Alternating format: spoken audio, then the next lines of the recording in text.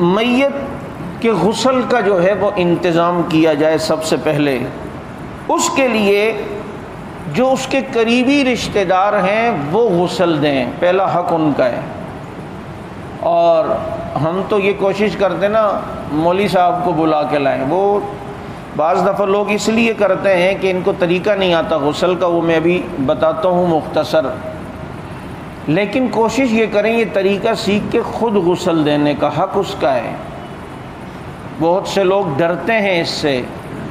بہت سے خاندانوں میں یہ ہوتا ہے کہ یار ہاتھ لگائیں گے کہیں وہ چھو نہ لگ جائے، سایہ نہ لگ جائے.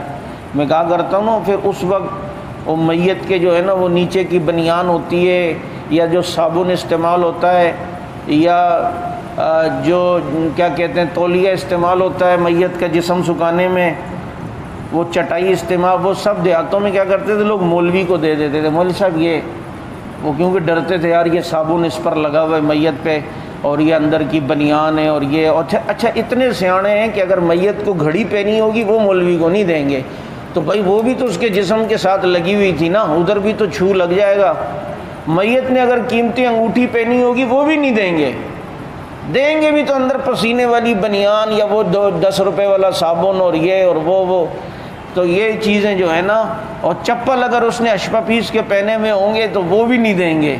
بھائی وہ اس چپلوں میں مرا ہے تو اس پہ بھی تو بہت سایہ لگے گا، وہ فوراً پہنچایا کرو مولوی صاحب کو. لیکن جہاں ہمارا اپنا مفاد ہو وہاں ہم سیانے ہیں، صاف بات ہے، وہاں ہم خوب دماغ سے کام لیتے ہیں. اور جہاں یہ چھوٹی موٹی چیز ہو وہ مولوی صاحب کو دے دو، بھائی وہ جانے اور مولوی صاحب جانے.